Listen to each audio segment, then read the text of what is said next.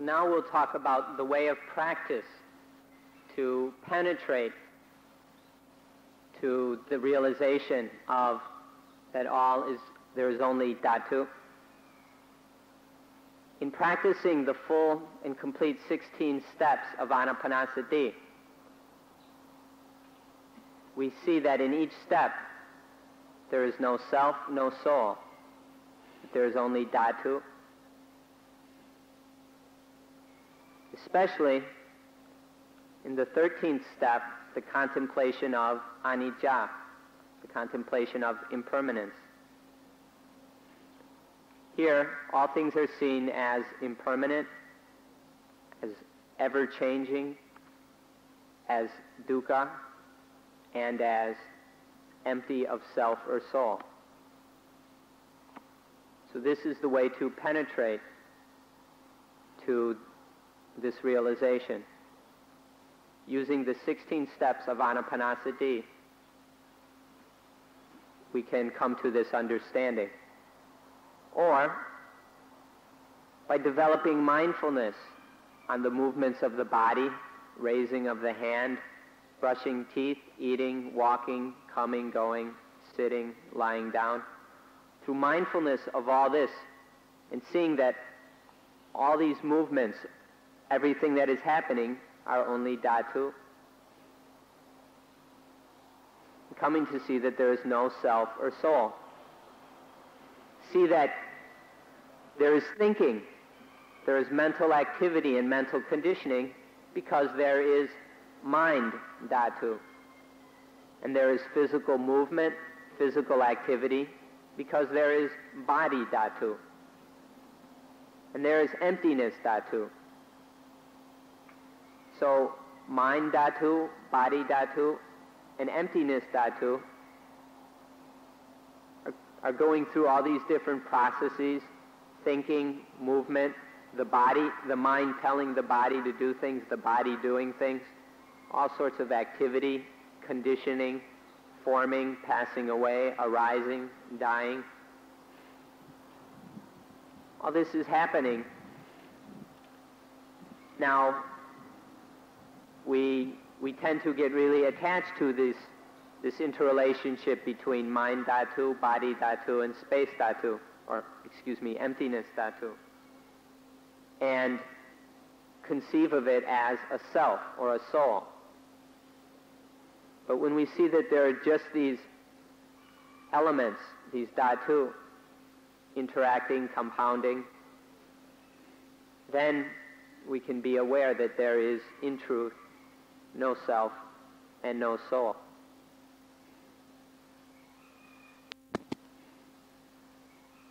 This is how we can practice in order to come to understand this. Through the 16 steps of Anapanasati, or through mindfulness of all the movements of the body and mind. And the most direct way, or a very good way of doing this, is through the shortcut practice of Anapanasati as described in the small book you've been reading. If we approach this in a scholarly or academic way, we can look at the 6 sense spheres, the eyes and sights, ears and sounds, nose and odors, tongue and tastes, the body and bodily sensations, and the mind in mental objects. There are these 6 pairs.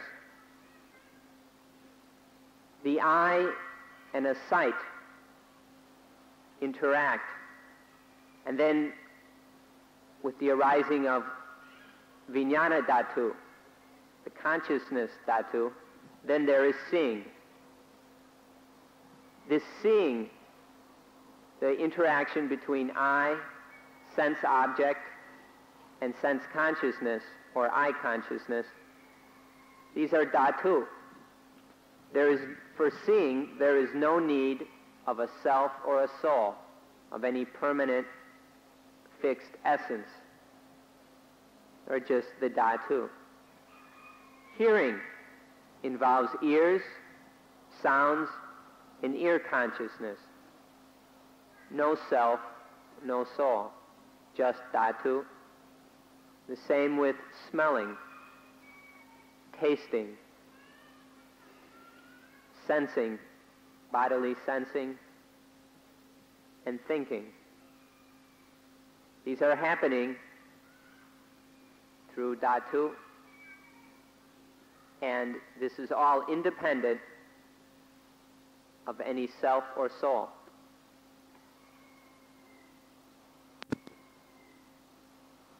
This is another way to look at things. We can look at just the external sense objects, sights, sounds, smells, tastes, bodily sensations, and thoughts.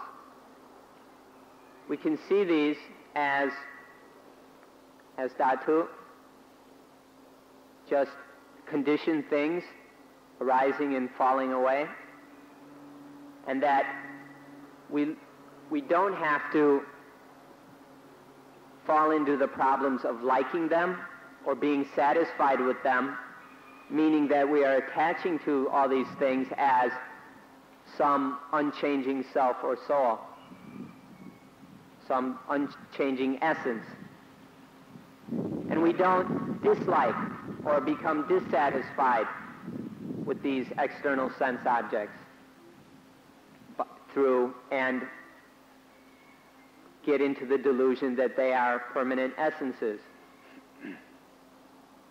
We just realize and perceive that all these are dhatu, changing, and that there is nothing in them which we should perceive as an essence, a self, or a soul. Finally, there are 5 things which we can use to see everything. These are the 5 khandha, the 5 aggregates. They happen one at a time. There's always one of them at work or functioning. So when the body is functioning, is doing its duty, then there is rupa khandha. Or then feeling, the mental reaction to sense experience of liking or disliking. This is vedana khandha. And then if those two, if not those two, well then sanya khandha functions. The recognizing, distinguishing the marks or signs of the sense experience. These and that details or characteristics of the experience. Recognizing, perceiving. This is the 3rd khandha. Or sankhara khandha functions, does its work of thinking about this, thinking about that, mentally compounding ideas and thoughts, stringing them together. This is the 4th khandha. And if not one of those 4, then the 5th khandha is functioning. Vijnana khandha, consciousness aggregate, the clear knowing, the clear sensing, clear, sharp experiencing. These are the 5 khandha. They function one at a time. There's always one of them functioning. And this is what is going on in human reality. And so we can see that this is just dhatu. There's no self or soul involved in the process, in the functioning of the khandha. In one moment we may be interested in the body khandha, another moment the feelings, another moment recognitions, another moment thinking, another moment consciousness. But there is no self involved or no soul. It's just dhatu, only dhatu. So when we see that there are just these natural elements proceeding according to nature, then there is no disliking, no liking or disliking, no being satisfied with or dissatisfied with things. Because by seeing in this way, by this absence of liking and disliking, then the kilesa, the mental defilements, don't arise. By seeing things as natural dhatu, then there's no anger or greed or ignorance. The kilesas don't happen by perceiving that there are only dhatu. Second thing that happens is that when we realize there's no self, no soul, then there's no burden, there's no heavy weight to carry. By not liking and disliking, through the absence of the kilesa, by realizing that there are only naturally occurring dhatu that follow the law of nature, then there's no burden to carry around. When we're liking and disliking things, attaching to things as entities, as permanent essences, then we are picking up heavy burdens and carrying them around with us, weighing down the mind. This can be avoided by realizing that there are only dhatu. The shortest summary of this is that when there is no more egoism, then there is no more dukkha. We don't cause dukkha for ourselves or for others. The last thing we're going to say today is that this matter is something that is possible. It is a possibility. It is nothing impossible. Many people jump to the conclusion that this way of practice is beyond their limits, outside their abilities. And so they're not at all interested in this. Or people have trouble understanding while they listen, and so they lose interest and don't bother to do this practice. But the fact is that it's not outside our abilities. It's not outside our limits. It is something we are capable of. We can realize that all things are just dhatu, that there is no self or soul. We can let go of this attachment to this concept and become free of egoism. It is possible to put down the heavy burden of the self, of the ego, and realize a new life. As far as what is possible, we can talk of three possibilities.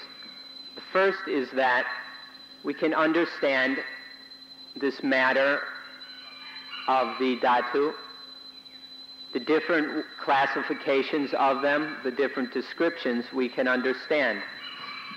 We can know what they are, how they are. We can study them, come to understand them. This is possible. This is not beyond our abilities.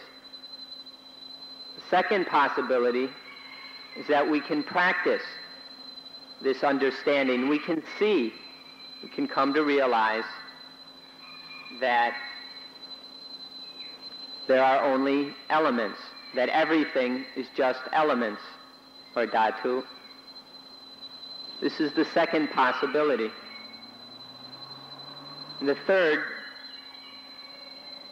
is to receive the benefits of this realization through understanding that there are only dhatu, achieving the freedom from egoistic, selfish consciousness and thinking. These are three possibilities. These are not far-fetched things which are beyond the means of human beings. These are all possible. So please be interested in these. Even the most difficult, most profound thing as far as our understanding goes can still be realized. Even nibbana or nirvana is something within our capabilities. We can know it, we can be aware of it, we can realize it. The Buddha said that nibbana is an ayatana. We've heard this word regarding the sense organs and sense objects. Ayatana means something that we can know, that we can be aware of, something that we can connect up with. We can know nibbana. It is something that is tangible because it is real. The Buddha said we can know it. We can feel it because it truly exists. So even this most profound thing, this thing which is most difficult for the rational mind to understand, even this nibbana is within our capabilities. It is not something that we should lose interest in because we think it is beyond our means. So don't forget that nibbana is a dhatu. Nibbana is something realizable and knowable.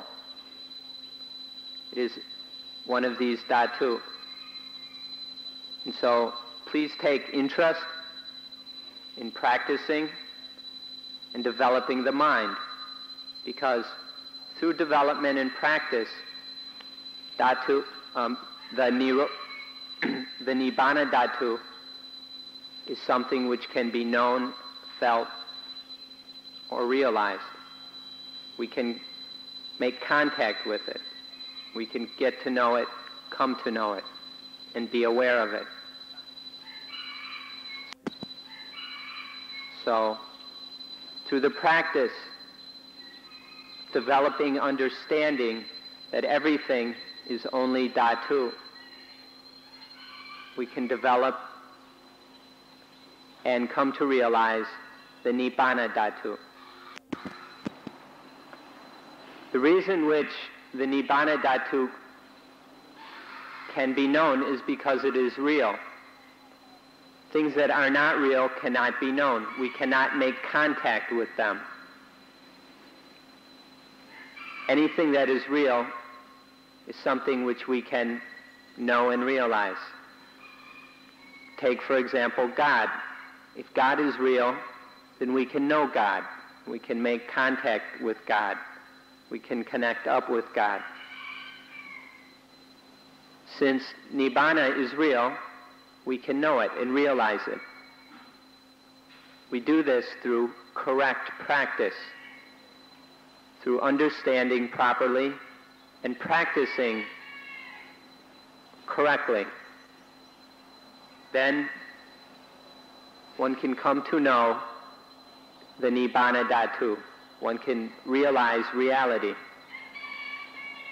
by seeing that everything is only elements, following the law of nature, that there is no self or soul. This can be realized. We can know it. This has to be santitiko, that which is known and realized within ourselves. Every step, every aspect of the practice is seen and realized in ourselves and by ourselves. It is not dependent on somebody else seeing or realizing for us. To practice correctly, as we have explained, one sees for oneself. One knows and realizes all the various dhatu up through the nibbana dhatu by oneself. In this way, one's understanding is correct and one's practice is proper. Today we've been talking about the way to meet up with, the way to find and experience a new life. This is the way of practicing in order to know a new life. A new life is real and genuine, and therefore we can know it by coming to understand that there are only natural elements and which are completely empty of a self or soul. In this way, we practice in order to have a new life. This is a distinct possibility within the capabilities of everyone here. So please be interested in this practice, apply yourselves to it, and receive the benefits thereof. So, use this way of practice of seeing the elements, the dhatu, as they are, as a means of freeing oneself from the burden of self or soul in order to have or live a new life.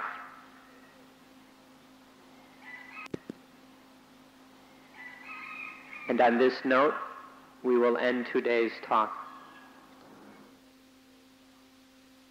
Today, we'll speak about the Eightfold Path. When we have met up with a new life, then we must follow this new path. Or we can also say that we follow this new path, this new way of life, in order to realize a new life. So this noble path, this noble Eightfold Path, is a new way appropriate to a new life. In Pali, there's the word Ariya, the Ariyamak, the noble path. We translate Ariya to mean noble. What it means is free from dukkha. Ariya means free from dukkha. This is what we mean by noble. Literally, it means to go away from enemies. By enemies, we mean the defilements of mind, which bother us and lead to all sorts of problems. So we call this the noble path because with it, one walks away from enemies. One walks the way that is free of dukkha. This is what we mean by noble. Now let's look at the word eightfold, the noble eightfold path.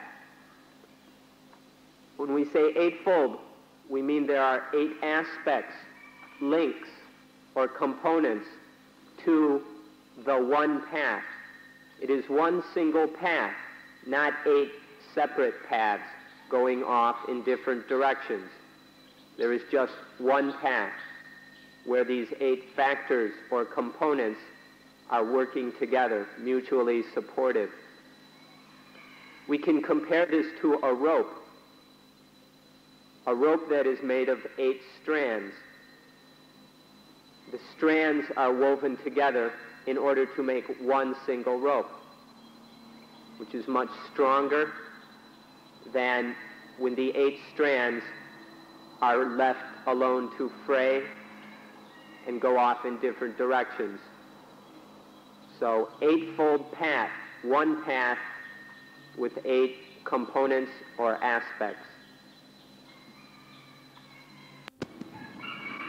A very important word to consider is middle. We can call the Noble Eightfold Path the middle path or the middle way. This is very important. What this means is to walk this path correctly, to walk down the middle, correct and proper according to reality or to true nature. Not to be pulled off this way or pulled off that way, but to stay correct, walking down this path. The mind follows this balanced middle way according to its true original nature, which is pure. When the mind deviates from its true original nature, it leaves this path. But by following the middle way, the mind follows its true, pure nature. And it does this naturally. This is what we mean by the middle path, another way of saying the Noble Eightfold Path.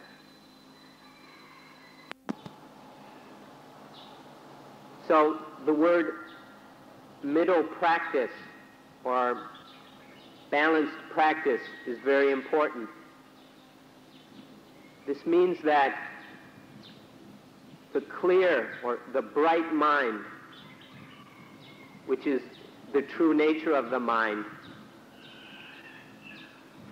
is of the nature to practice in this middle way, to practice according to reality, according to nature.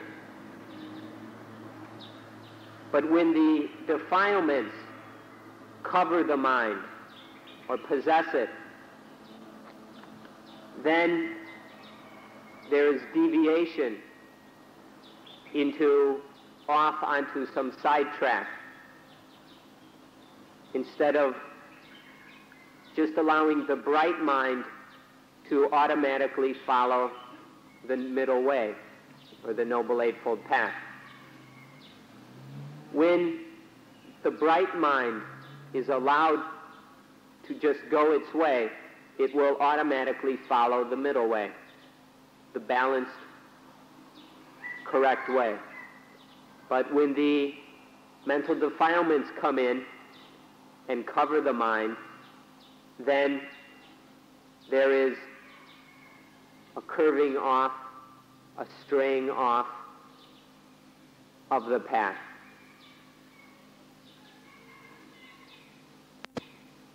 If we look at this from the point of view of modern science, we can say that when the baser instincts take over, then the mind is routed into these lower states of mind and is no longer able to follow the middle way. When there is freedom from the defilements, from mental pollution, then the mind goes according to natural knowledge, which is correct and proper. So the bright mind, following this natural knowledge, has no problem following the way. This is its nature. But when the defilements come in, the kilesa, when these take over, then things are no longer in balance. The bright mind is balanced, but the defiled mind is imbalanced. And because it is out of balance like this, sometimes it goes off to the left, sometimes to the right. Sometimes it goes up, sometimes down, or there's too much or too little. This is what happens with the defilements. The natural, pure balance of the mind is interfered with. So, this shows the importance of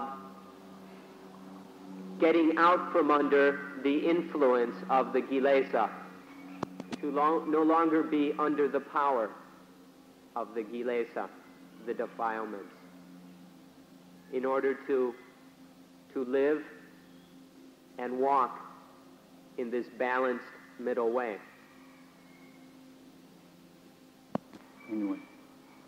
Let's repeat once again about the instincts. When the instincts are out of control, when we are no longer able to control the instincts, then they become selfish. The out-of-control instincts become selfish, and this gives rise to all the kilesa. The out-of-control instincts pull the mind off of the balanced middle way into these dead ends of the kilesa, of the mental defilements. This is very important to note. We often call these things the defilements, but we can see that they are just instincts which are out of control. Seeing this gives us an insight into how to bring them under control, so that the instincts no longer become kilesa. This is something to be very interested in order to get back on the path, to return to the balanced, bright state of mind, in order to follow the path. To make it easier to understand the middle way, let's look at some pairs of things which take us off the middle way. The first pair are extremes of the left and the right. The first extreme, off on the left, is to go too much according to one's own wishes and desires. This is the extreme of lust or desire, of sensuality, and the indulgence of sensuality. It's indulging in things that lead to pleasure, always trying to satisfy pleasures. This is the one extreme. The other extreme, off on the right, is the opposite of this. It is extreme dislike, hating, aversion to things. We can hate ourselves, deliberately inflict pain, discomfort, and difficulties upon ourselves. Or we hate or dislike lust, and attaching to this hate of lust, we can deliberately try to damage the sensual organs, the organs of sensuality, in the vain hope that lust will be destroyed this way. These are kinds of attachment off on the right, based on disliking, hating, aversion to things, deliberately inflicting pain, discomfort on oneself. So these are the first pair of extremes: indulgence in pleasure and indulgence in affliction and pain, or self-torment. The next pair is very similar to the first. It's basically a metaphor to describe them. The one extreme is to be soaking wet, to be damp moist, to be drowning in sensuality, in sense pleasures, greed, and lust. This is to be sinking in the ocean of desire, to be all wet. The other extreme is to be burning, roasting, until one is very, very dry, and then begins to burn. This is the other extreme. There are the extremes of being soaking wet on one hand, and on the other, burning up. The first is called akalaha. Akalaha patipatha.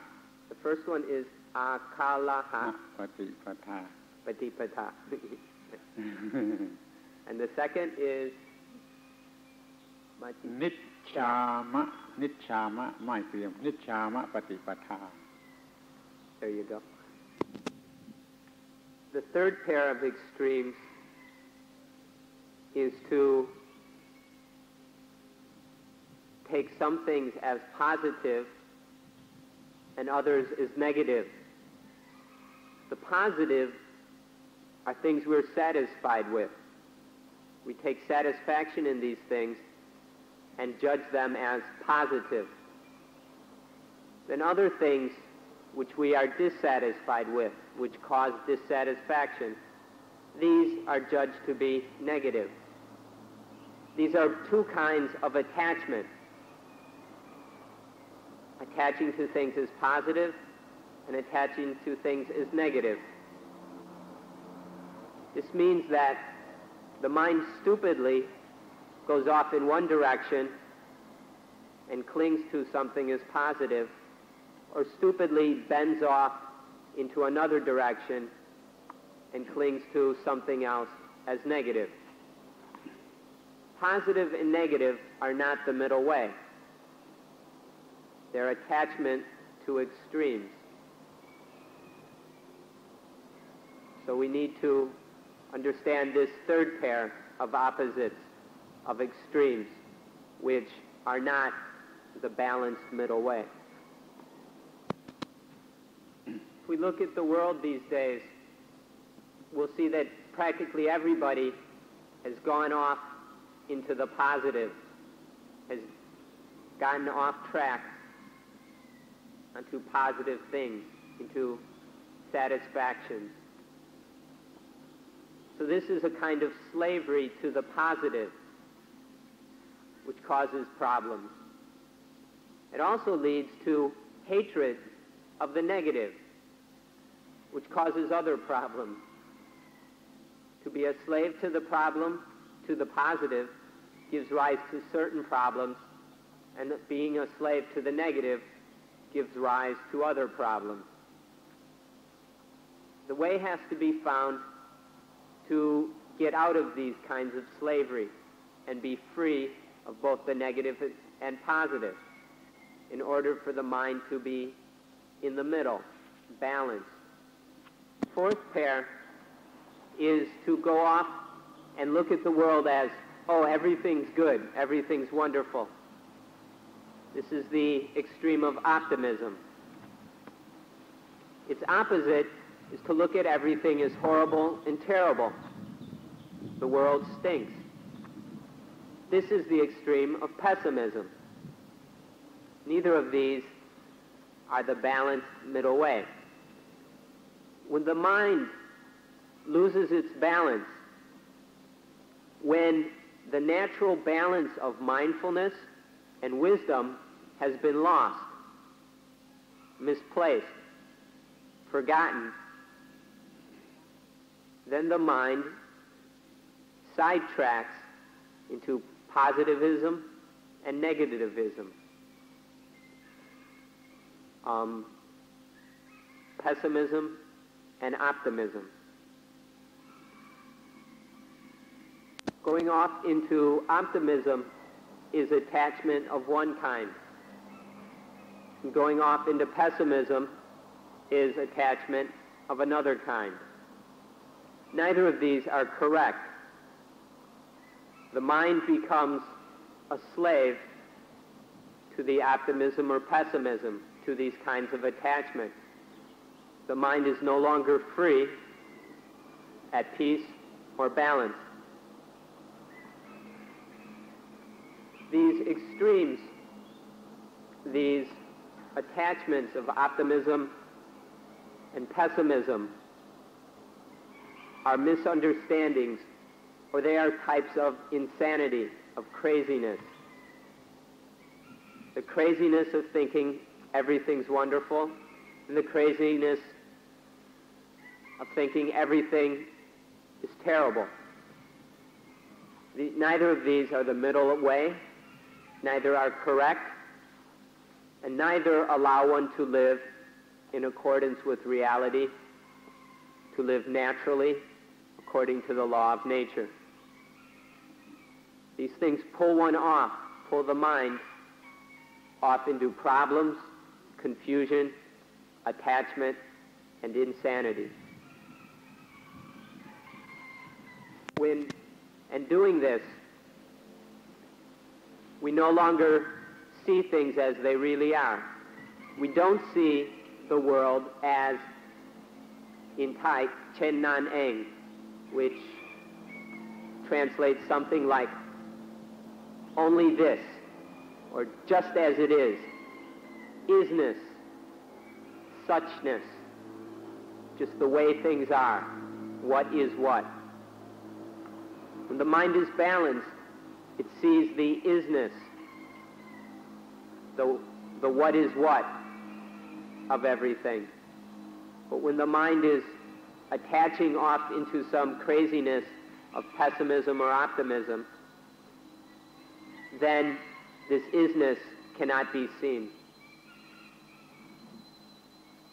Now let's look at what it means to be balanced in the middle. In the middle, there is the realization that everything is just changing, flowing, according to the law of Itapajayata. Itapajayata means that this being, that becomes, this being, that becomes, this being, that becomes. It's the eternal process of cause and effect, and effects being the further cause of other effects. So this being, that becomes, this being, that becomes. This is what's going on in the middle. This is also we can see this as the process of paticca samuppada, or dependent origination, which you've heard something about. This is what's going on in the middle. This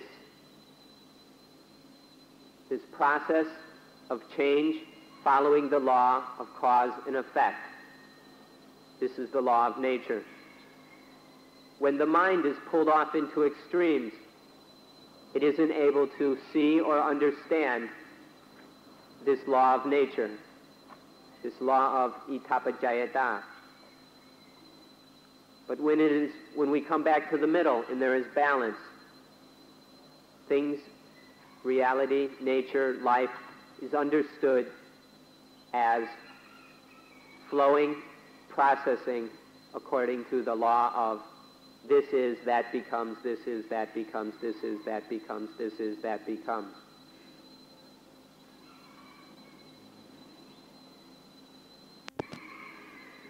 To be at the center is to see that there is nothing outside of this law of Itapajayata. It is to make no distinctions between anything. So let's revise my translation a bit. I said, this is, that becomes. This isn't quite right. When everything is seen as according to the law of Itapajayata, then there is no longer this and that. There's only this. This is, this becomes. This is, this becomes. There's no when this is understood fully, there is no distinction between this and something else. Everything is just this. This is, this becomes, this is, this becomes, this is, this becomes. There is no longer the division and separation of self and others, of me and them, of us and they. These distinctions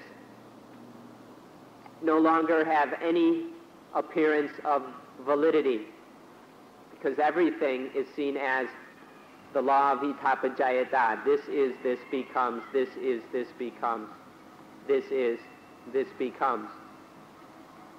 And that's all.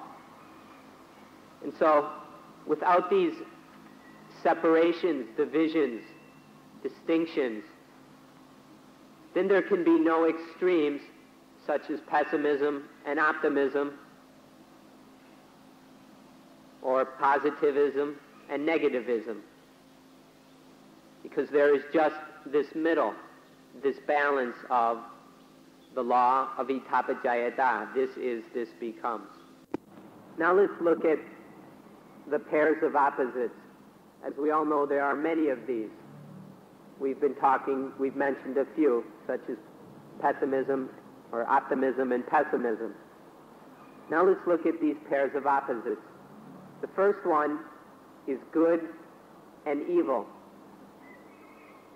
Good and evil are, once again, when the mind is gotten out of balance and is no longer in the middle. It's taking sides and making preferences. When something pleases us or goes the way we want it to go, then we judge it as good. It is evaluated as good in an unbalanced, selfish way. When something doesn't please us, when it doesn't go the way we want, that is judged to be evil.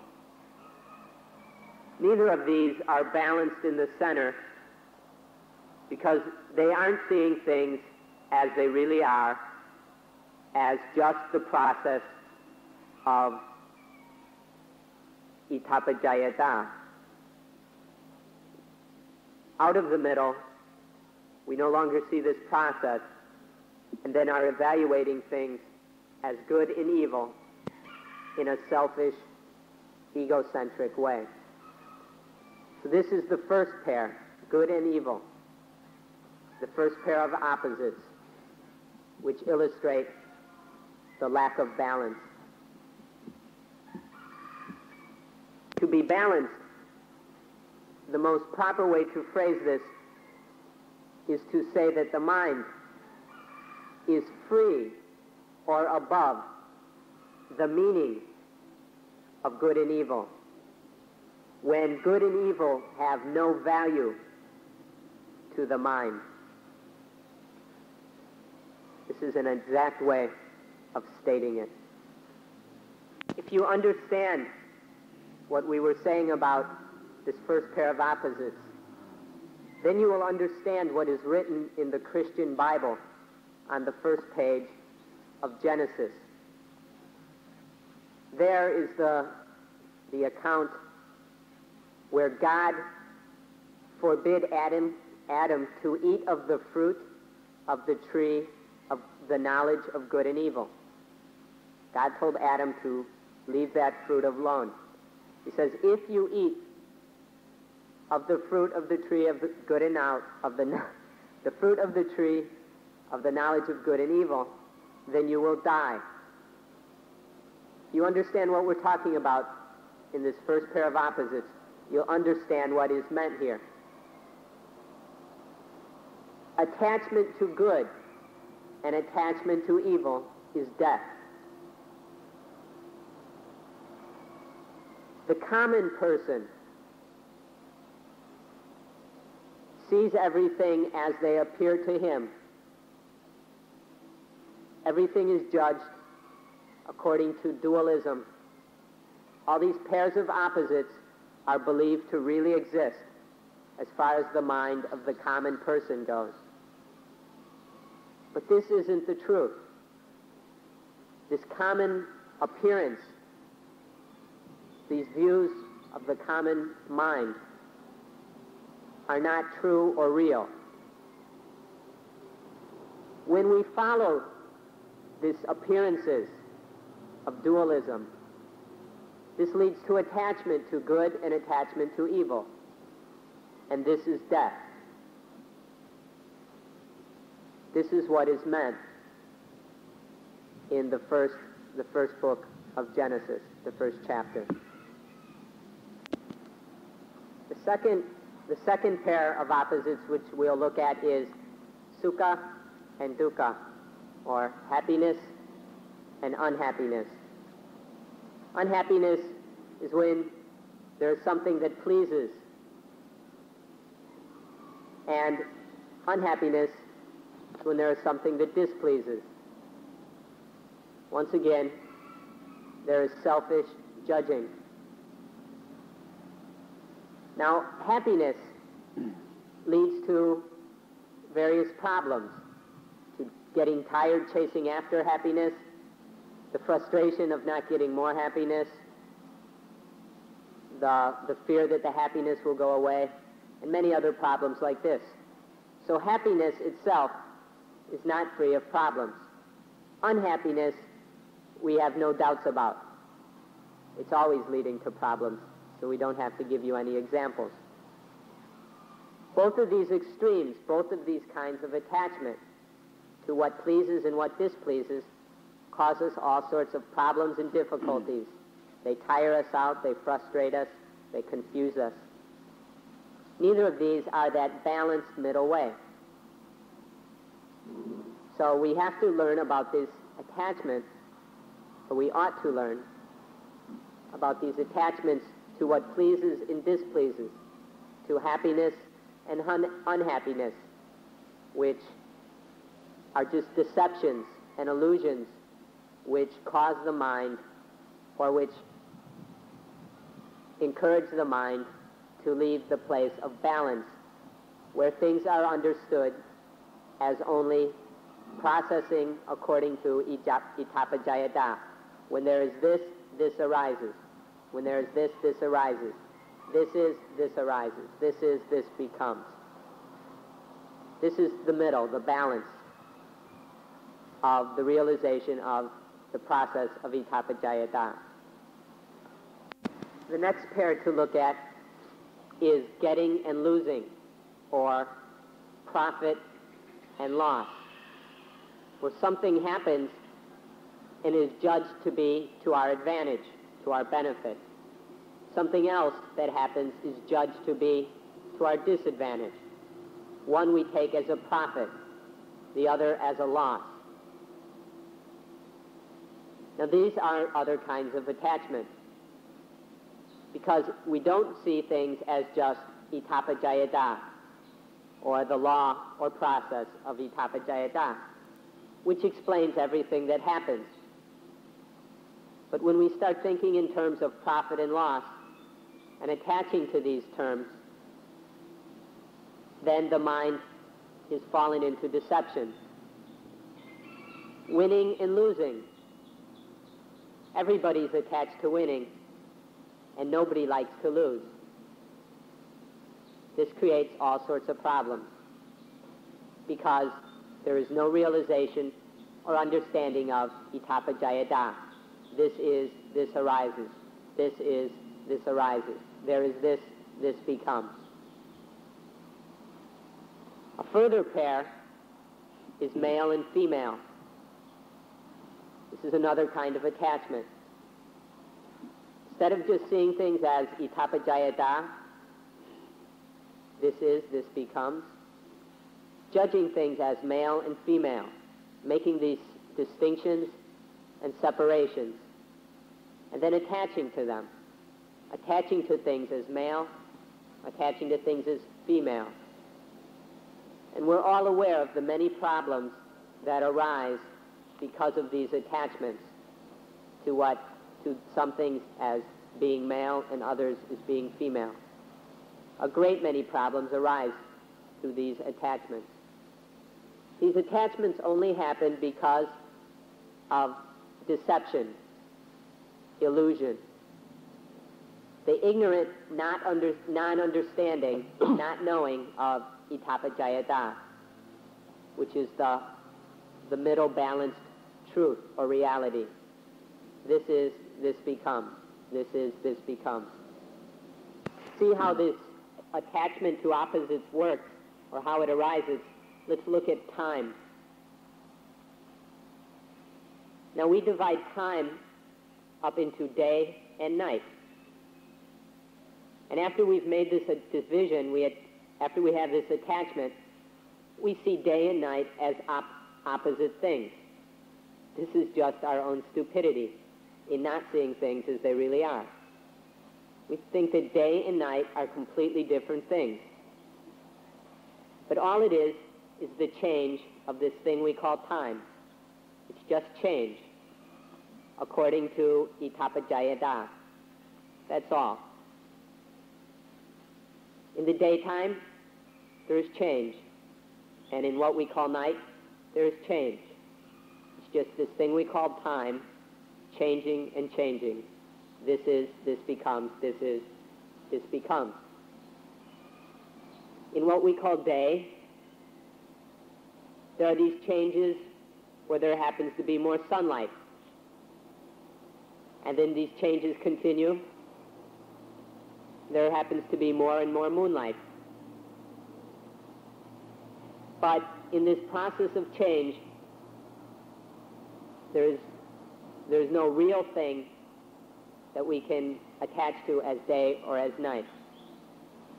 It's only our misunderstanding which causes us to fall into this deception. So what we need to see are the qualities or the benefits or virtues of things which lead us into deception, which cause us to be deceived. Let's take male and female again. There are certain things about certain female things and certain male things which we attach to. And through this attachment, we make this separation of male and female, where there is no real distinction. Instead of just seeing the process of change, which leads to certain things we call female and certain things we call male, which keep changing, are never any solid, static thing. These things that deceive us lead us into attaching to maleness, femaleness. And this distinction takes us out of balance. It's through not seeing, it's by being deceived and not realizing the law of itapajayata that these things happen. It's very important to find and notice these causes of our deception.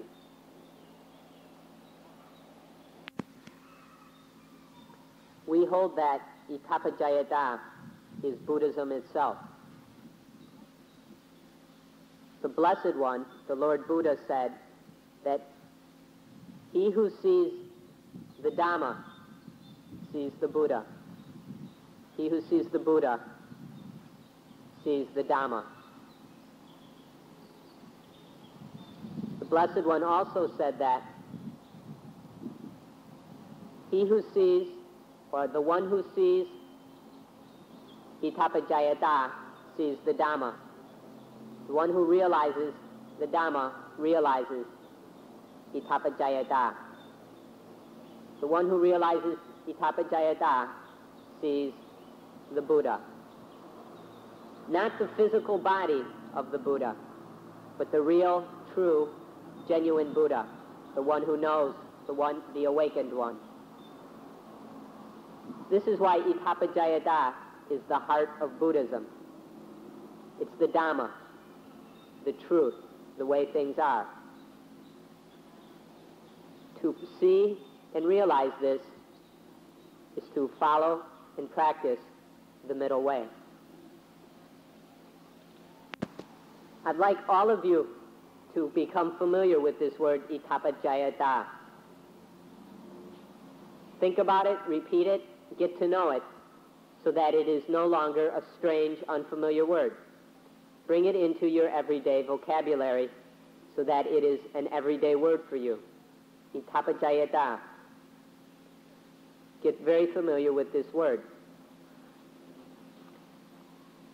This is because this is the heart of Buddhism. To see and realize, to be familiar with itapajayata is necessary to continue the study and practice of Buddhism. In anapanasati, in each of the 16 steps, there is non-attachment. When there is realization of itapajayata, then there is no attachment to any extreme or to any of the pairs of opposites. So in anapanasati, there is the realization and practice of itapajayata, because in each step, each of the 16 steps are leading to non-attachment. In none of the 16 steps is there attachment to any of the pairs of opposites. So itapajayata is central to the practice of anapanasati and to the further study and practice of Buddhism. So please be very familiar with itapajayata. Repeat it to yourself until it is no longer a strange word. Bring it into your everyday usage. We'd like to encourage you, in fact we insist, that you practice saying this word. Get the sound right. Memorize it and practice saying it over and over so that you know it well. And whenever the time comes to use this word, it will roll right off your tongue easily and naturally. So it's a long word, so practice saying it so that you've got it right. And then whenever you have the opportunity to use it, you can use it freely and easily in everyday conversation. It's the kind of word that is appropriate throughout the day. So let's practice saying it. Itapajayata. Itapajayata. Paticca samuppato.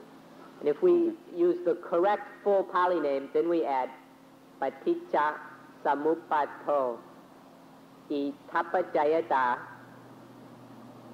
Paticca samuppato. หรือเราอาจจะพูดว่าอิทัปปัจจยตา or ปฏิจจสมุปบาทอย่างนี้ก็ได้ Itapajayata or paticca samuppato. You can itapajayata paticca samuppato. You can use that, or you can use just itapajayata or just paticca samuppato. Just keep practicing and repeating until you've got them down, and then use them in your normal conversation, which will be beginning again the day after tomorrow. So you can practice these to yourself today and tomorrow, and then after that you can practice using them in conversation. In summary, the realization, the experience, and full understanding of itapajayata paticca samuppato will protect the mind. It will maintain it in the middle. Itapajayata, the realization of itapajayata, keeps the mind balanced and protected so that nothing can pull it out of balance. Nothing can pull the mind out of the center. This experience of itapajayata makes it impossible for any of the instincts to yank the mind off the middle way.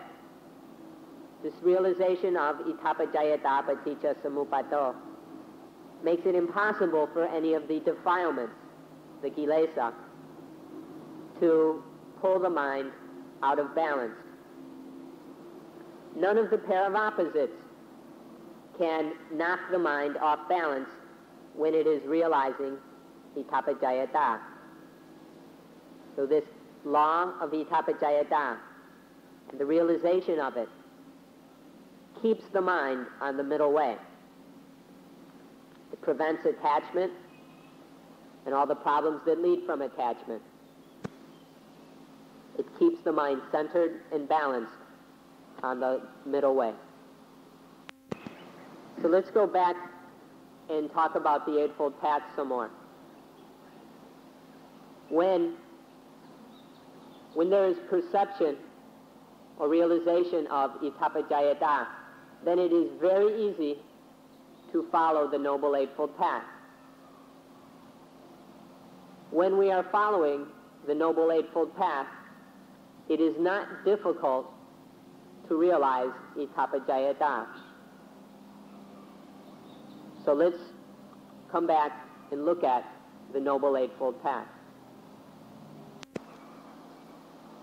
Now, make sure that you understand that the Eightfold Path is one single path, one single way. Now we can see that it has, we can look at it in three aspects.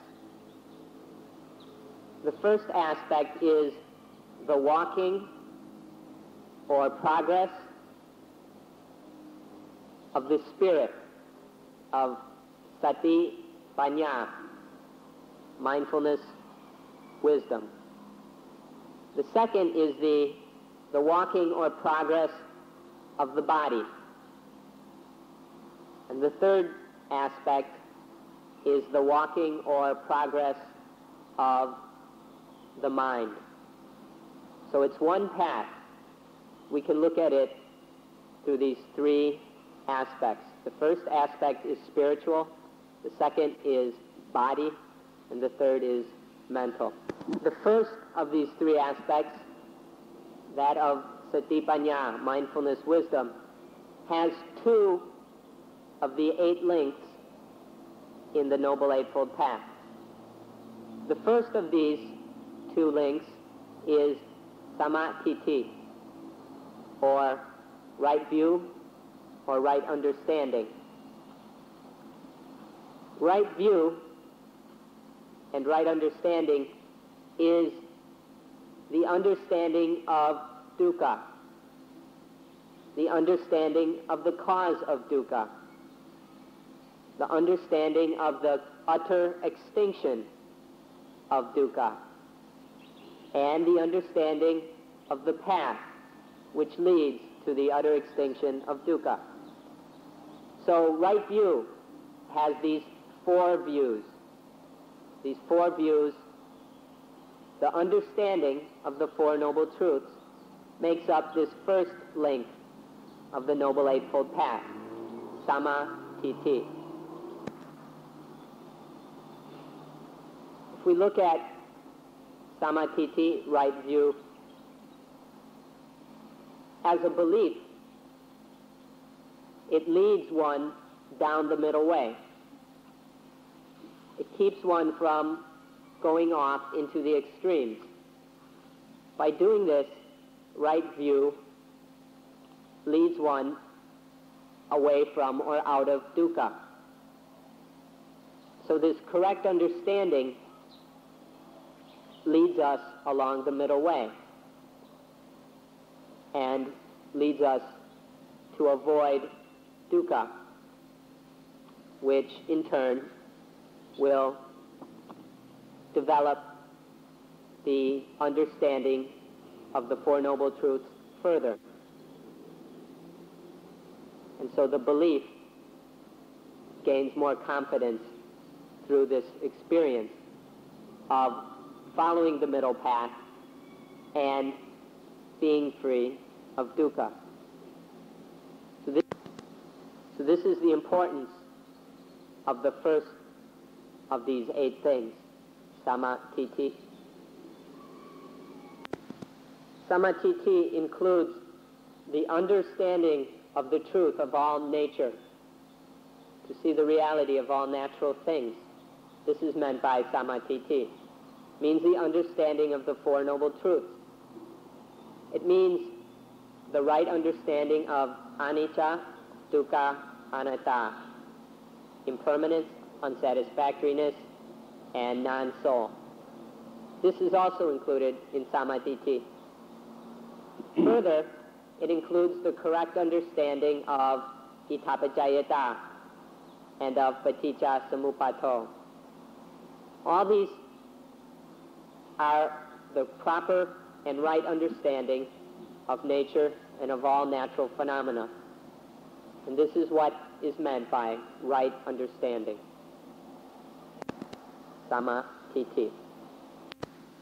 We can enumerate all kinds of different types of knowledge, which are the true knowledge of things. But we can summarize all of these if they are correct knowledge. The summary of all correct knowledge is dukkha and the extinction of dukkha. This is the true understanding of everything. Dukkha and the end of dukkha. This is the summary of samatiti. The second factor of this first aspect of the path is sama sankappa. This is right intention, right objective, right aspiration, sometimes translated right thought. It's the intention. There are three kinds of intention which are meant by sama sankappa.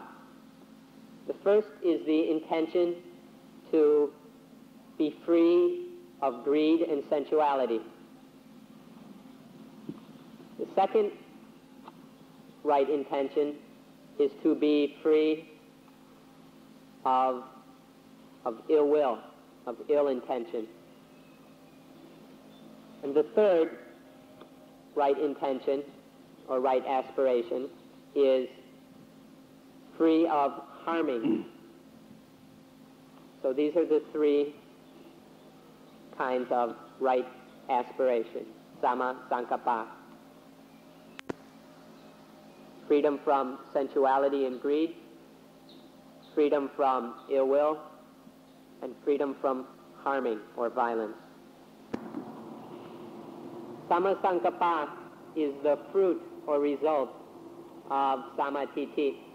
When there is understanding of dukkha and the end of dukkha, then there arises the intention, the right aspiration to act in a way that does not cause dukkha, to act for the end of dukkha, the extinction of dukkha. For this reason, then, there is the intention to act in non-sensual ways, to act in non-harmful ways, and to act free of ill will or anger. These three are the results, these intentions are the results of right view. So samatiti and sama sankappa are the first aspect of the path. The second aspect has three factors. This is the aspect that is of the body. It's the bodily path, the bodily aspect of the path. These three factors are sama vaca, right speech, sama kamanto, right bodily action, and sama achivo, right livelihood. Now these three are quite simple, and you should all understand them. They're nothing difficult to comprehend, and so we don't have to go into detail. Right speech is to speak in a way that does no ill or harm to anyone, and only has benefits. Right bodily action has no harm, does no harm or violence to anyone, but only has benefits. And right livelihood, harm does not harm, exploit, or do violence in any way, but is only beneficial. These are samavada, right speech, samagammanto, right bodily action, and sama ajivo, right livelihood. Most of you are practicing these already, so you should understand them quite easily. Now the next aspect is that which is particularly of the mind. And there are three factors in this mental aspect of the path. The first of these is sama vayama. Vayama means effort. It means to dare, to have the courage to practice. It's to be certain and sure in that practice, to keep moving forward, to never retreat, never give up. This is right effort. This is effort. Now, right effort must be correct. Must be right daring and right certainty, always moving forward in a correct way, so that there are no disadvantages for anyone and only benefits. For it to be correct, right effort will do no harm, but will only benefit. Another way to see right effort is in four ways. First of these is to prevent the arising of undesirable things, of unwholesome things. Don't allow them to arise. The second is to abandon these unprofitable, undesirable things that have arisen. Then there are useful, desirable, profitable things. The ones that have not arisen need to be developed. The ones that have already arisen should be maintained. So there are these four aspects of right effort: to avoid or abandon unprofitable, unwholesome, undesirable things and states, and then to develop and maintain the profitable, wholesome, desirable states. These four make up sama vayama, right effort. The next factor is sama sati, right sati, right mindfulness. Now when we are practicing anapanasati, if we are doing so correctly, then we are practicing correct mindfulness. There is mindfulness of the in-breath, mindfulness of the out-breath.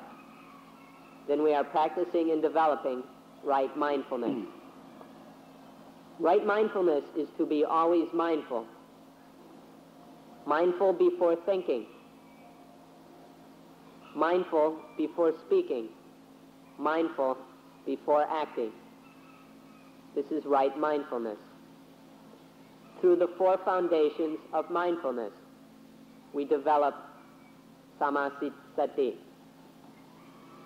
so that whatever the situation, event, or occurrence, whatever sensual objects make contact with the eyes, ears, nose, tongue, body, and mind, in all of these events or occurrences, with mindfulness, we can struggle, cope, and solve whatever the situation is. This is right mindfulness. We develop it and practice it by being mindful of every in-breath and every out-breath through the 16 steps of anapanasati. The four foundations of mindfulness is the development of right is the development of right mindfulness. And anapanasati is the correct way of doing this, of developing and practicing samasati. The last factor is samadhi. This is when all the energy and power of the mind is gathered together. This is samadhi. The mind's energies are all gathered together and united. The kilesa, the defilements, and the nivarana, hindrances, are not present. The mind is extremely powerful because all of its energies have been gathered together. When the mind is like this, gathers all these energies and focuses them on one thing, on the extinction of dukkha. When there is this samadhi, the mind is extremely active as it focuses on this one duty, this one function or activity, the extinction of dukkha. The mind is completely active regarding this function, the extinction of dukkha. The mind is also pure, and it is completely steady. So samadhi, when the mind's energies are gathered together and focused on the single goal of deliverance, of nibbana, of freedom from dukkha, then the mind is active regarding this duty, this function. It is pure and it is steady. This is samadhi. In the practice of anapanasati, the complete and successful practice of the first 4 steps, or the first tetrad, has the result of samadhi. Through completely practicing these 4 steps, through the calming of the breath, the calming of the body, and the calming of the mind, samadhi develops through the practice of the first 4 steps of anapanasati. This results in the 4 jhana, or the 4 absorptions. Samadhi is the first, second, third, and fourth absorptions. But the first absorption alone, this is samadhi. This is the result of successfully practicing the first 4 steps of anapanasati. This last factor of the path, samadhi, has the function and duty of cutting the defilements, has the function and duty of bringing the instincts under control. When all the energy and power of the mind is set on this goal, then it can go along and accomplish it. This is the goal of samadhi, the cutting of the defilements, the controlling of the instincts, freedom from dukkha. This is the 8th factor of the Noble Eightfold Path, samadhi. When the strength and power of each of these 8 factors is gathered together, this is called the Noble Eightfold Path. Remember, it's like a rope with 8 strands. For that rope to be strong, the 8 strands must be woven together. In the Noble Eightfold Path, each factor must be correct in fully doing its function. It must function properly and correctly. When all 8 are functioning properly and correctly together, this is the Noble Eightfold Path. The gathering together of these 8 functions and the strength, energy, and power of these 8 factors, this is the Noble Eightfold Path.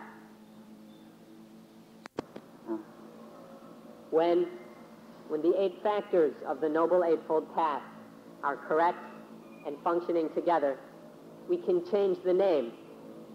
Instead of calling it the Noble Eightfold Path, we can call this Ariya Sama Samadhi. Ariya Sama Samadhi. Ariya Sama Samadhi. With 7 helpers or supporters.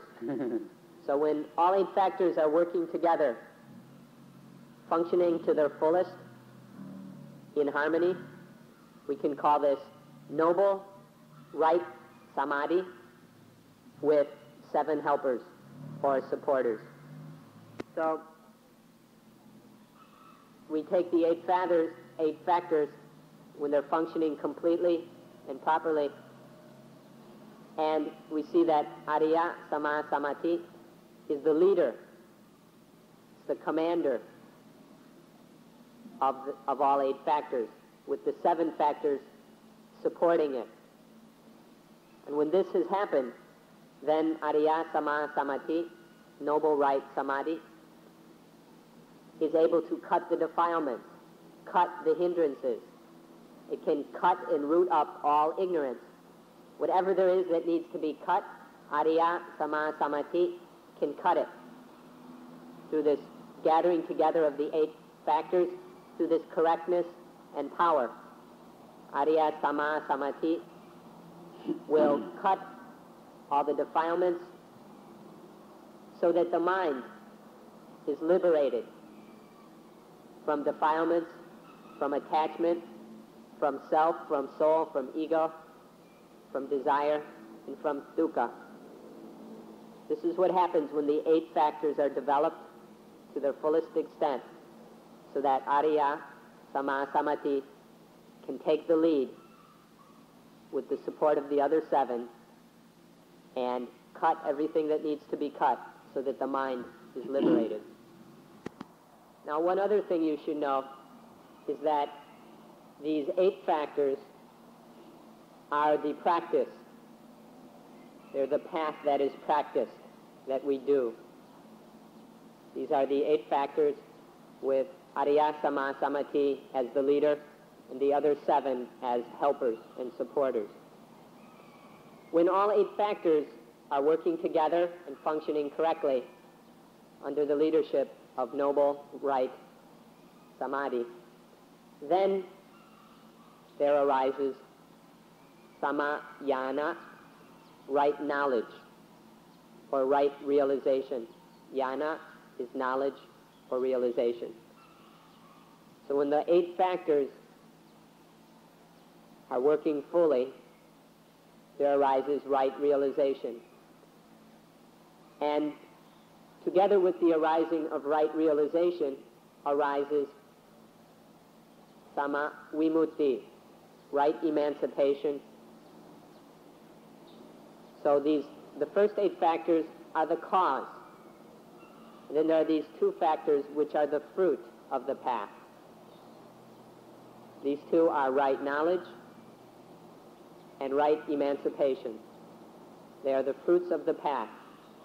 What arises when the 8 factors are fully developed and brought together in the practice of the Noble Eightfold Path. There's the Noble 8, and then there are 2 more rightnesses to make 10. So this Noble Eightfold Path and the practice of it, the walking of it, is what is meant by a new life. A new life arises when this Noble Eightfold Path is practiced.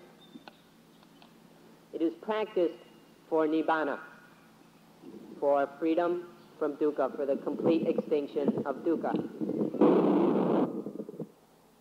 But even if this progress to nibbana is not completely realized, the Noble Eightfold Path can be used in everyone's life. whether one is ordained as a monk or nun or priest, or whether one is living the householder's life. One still can have and live a new life by following the Noble Eightfold Path which leads to Nibbana. For a new life, one needs to be moving toward Nibbana, whether one is ordained or a lay person. This is what is meant by a new life, to be practicing the Noble Eightfold Path that leads to Nibbana. On this point, we will end today's talk about the Noble Eightfold Path.